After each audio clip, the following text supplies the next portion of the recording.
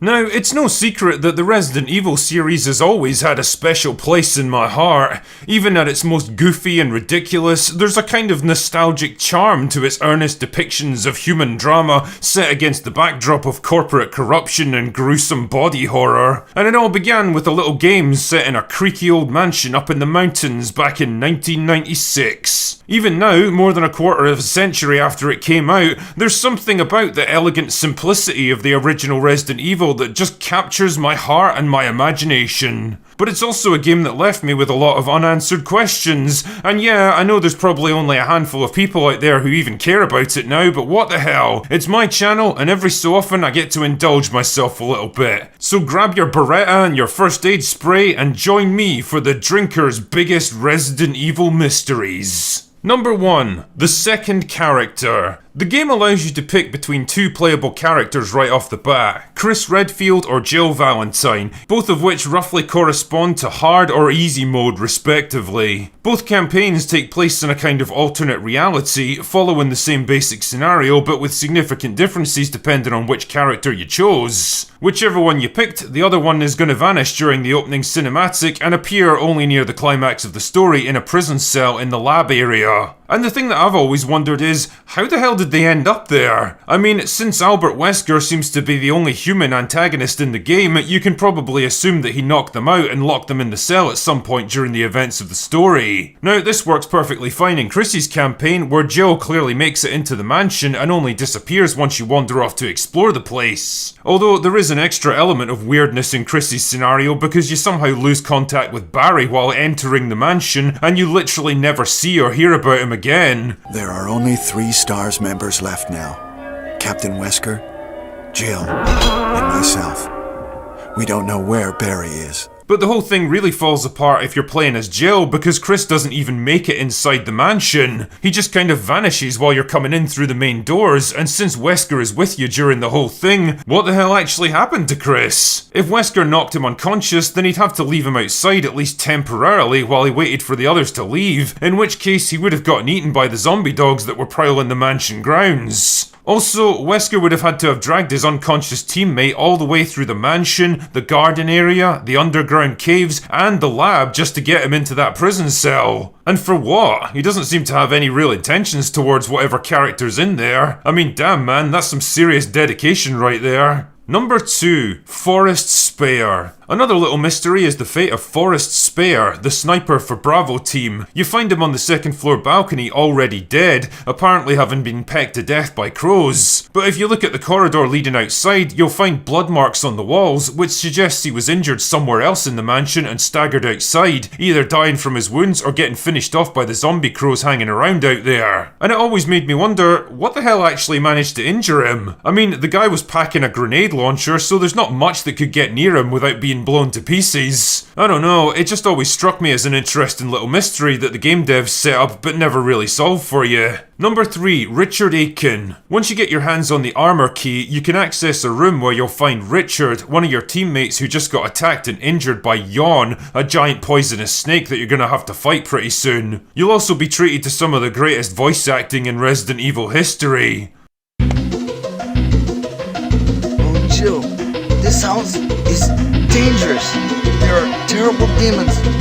Ouch! Fuck me, this makes the Jill sandwich line look like the fucking Gettysburg Address. But the thing is, the room in which you find Richard is locked, and so is the room where you fight Yawn. So I have to ask, how exactly did he get in there and get bitten when he would have needed 2 different keys that he didn't have? It seems Jill's not the only master of unlocking in this game. Number 4. Enrico Marini. About 2/3 of the way through the game, you'll make your way into a series of underground caves that are only accessible once you use the crank to shut down the waterfall blocking the entrance, and then use a battery to power up the elevator that you can ride back down into the courtyard area. I mean, it's a neat little puzzle that forces you to think creatively, so no complaints there. But the thing is, once you get down there, you'll find Enrico, the leader of Bravo team. He's injured and aggressive and tries to warn you about a traitor before someone murders him. But the thing I keep wondering is, how did he even get get down there in the first place? I mean, presumably he must have gone through the same steps as the player to access the caves, but then the waterfall's still running when you show up and there's no way to trigger it from inside the cave system, so how the fuck does that work? Did Wesker trigger the waterfall again to seal him inside?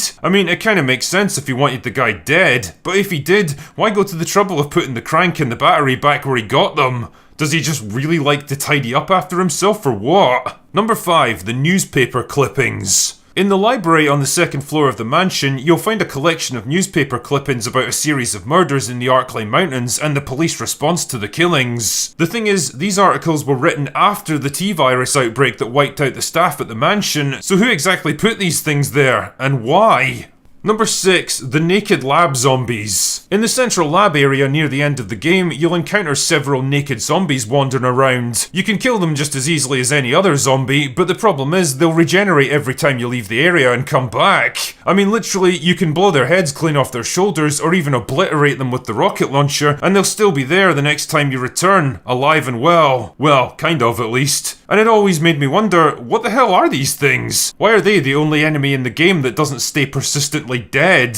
Are they some kind of weird early prototype version of the regenerators from RE4? Or do more of them somehow enter through some hidden doorway when you're not looking? Don't know. Number 7, the heliport doors. Just before you enter the underground lab, you'll find yourself in a small garden area with a fountain at one end and the heliport at the other. There's a big set of doors leading to the heliport, but as you find out, they've been welded shut and can't be opened. And it always made me wonder why the devs even chose to put in an environmental asset like that. Like, why not just have a blank wall there instead of doors that were never meant to be opened? Was there originally going to be a shortcut to the heliport that would let you bypass the lab and end the game? Or was that supposed to be the main access point for the lab and they only added in the secret fountain entrance later? No idea, but as a kid I was fucking convinced that I was going to need a welding kit or explosive to force the door open, and I wasted absolutely ages looking for them. Yeah, I was pretty dumb back then. Number 8, the dog pens. At one point in the story, you come across the infamous Keeper's Diary, which records the events leading up to and following the T-virus outbreak, from the point of view of a lab employee charged with looking after the dogs and later the hunters. As the virus takes hold, his writing slowly begins to degrade as his mind unravels. It's a neat little file, but it raises a few questions for me. Like, at one point he mentions going down to the dog pens and noticing that some of them had escaped, and he's pissed because he knows he's going to get in trouble for it. The thing is, there's no such place in the actual game map. You never encounter any kind of containment area where dogs or hunters might have been kept.